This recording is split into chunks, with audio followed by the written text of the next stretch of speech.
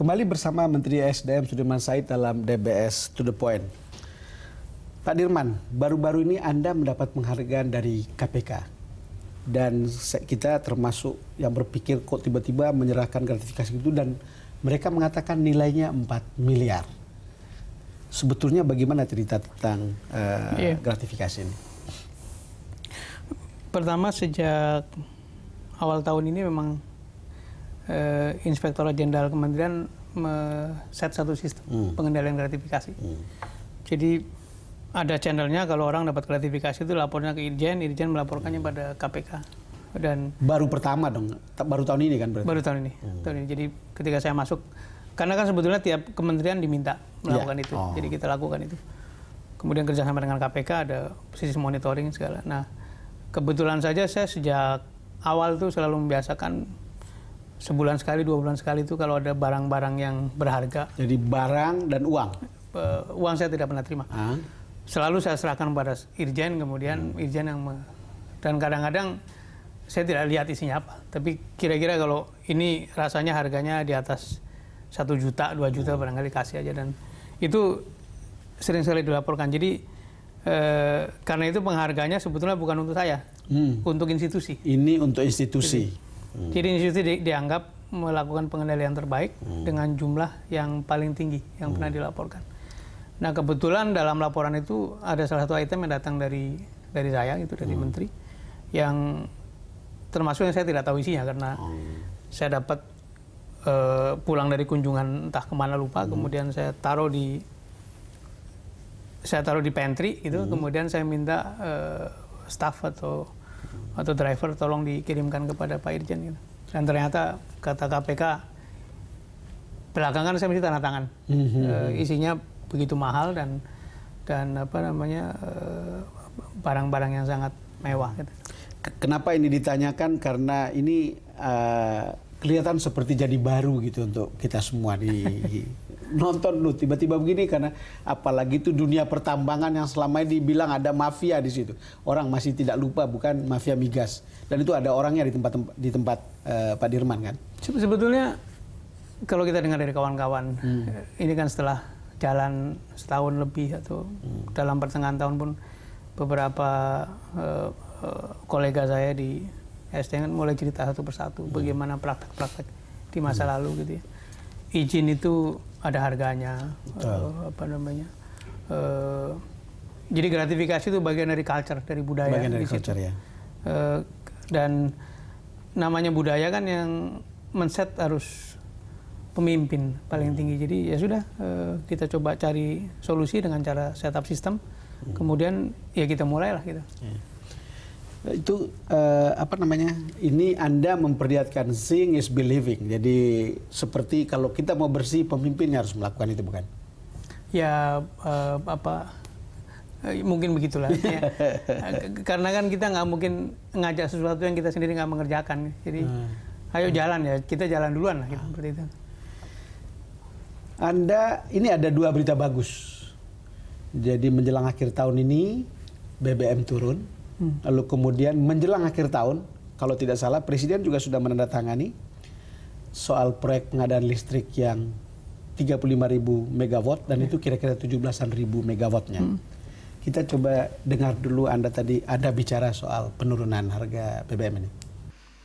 Dengan pertimbangan-pertimbangan tadi, kita sudah menghitung bahwa harga keekonomian premium yang semula Rp7.300 per liter pada tahap hitungan sekarang ini menjadi Rp6.950, itu harga keekonomian. Kemudian kita memungut dana ketahanan energi, dana pengurasan fosil itu Rp200. Dengan demikian nanti harga baru premium Rp7.150. Pak Dirman, saya tadi bilang ini berita bagus, tetapi akan lebih bagus kalau ada implikasinya pada misalnya biaya transport dan seterusnya kan. Hitung-hitungan ini sudah Anda lakukan. Yang menarik untuk saya adalah bahwa ada biaya untuk dari dana ketahanan energi. Apa itu maksudnya?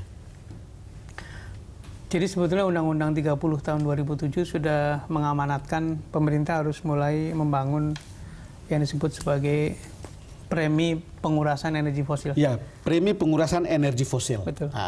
Jadi setiap kali kita ambil fosil itu harusnya ada pungutan gitu, kemudian disimpan ke dalam satu fund yang tugasnya atau fungsinya untuk dijadikan bekal bagi pembangunan energi terbarukan. Energi terbarukan ya arahnya. Ya. Ini selama ini kita tidak pernah laksanakan itu, dan ya barangkali waktu itu harga minyak mahal segala macam. Nah sekarang tadi dibicarakan dan sudah cukup lama sebetulnya saya menyampaikan ke Komisi 7 juga. Waktunya ini sekarang memupuk dana itu karena energi fosil, energi terbarukan kita sangat ketinggalan. Sangat ketinggalan, dan memang dari dulu janji ini banyaknya. Ya. Itu berapa duitnya kira-kira perkiraannya? Kalau angka tadi dijalankan, premium dipungut 200 per liter, kemudian solar Rp300, itu hitung-hitungan tahun 2016 dengan asumsi volume yang sekarang kita punya itu bisa memperoleh angka 16 triliun kurang lebih. 16 triliun. Dan itu jumlah yang cukup baik sebagai satu modal awal untuk apakah nanti eksplorasi geotermal, apakah memberi subsidi kepada harga dari EBT yang belum, energi baru terbarukan yang belum kompetitif. Tapi arahnya adalah ke sana. Tapi kan dulu ada bicara mau tanam jarak, ada yang bilang tebu, ada yang macam-macam, ada yang bilang blue energy sampai air. Kemudian ini cerita-cerita yang banyak dulu dijanjikan. Sekarang sudah ada permulaan dengan 16 triliun itu.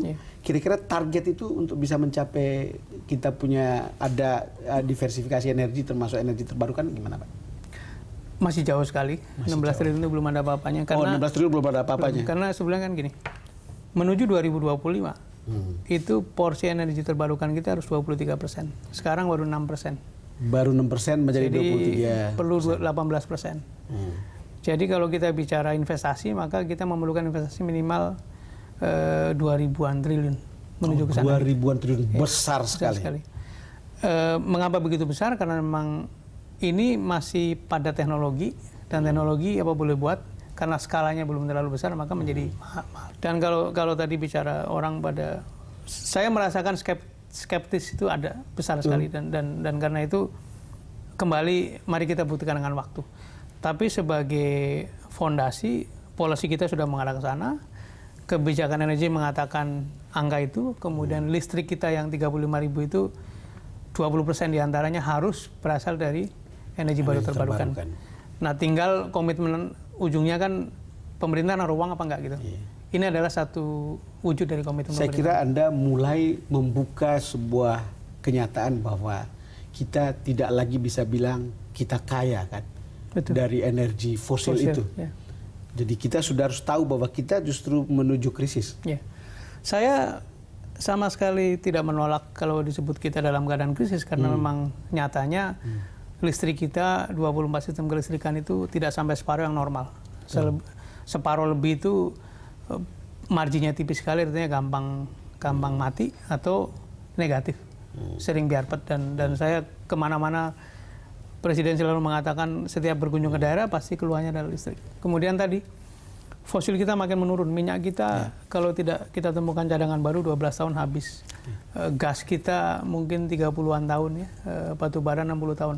Tapi 60 tahun itu sesuatu sangat yang pendek gitu. Jadi tidak ada jalan lain kecuali kita mencari sumber-sumber yang bisa sustain gitu. Oke, Pak Menteri, kita break lagi. Pemirsa, kami akan segera kembali selepas break.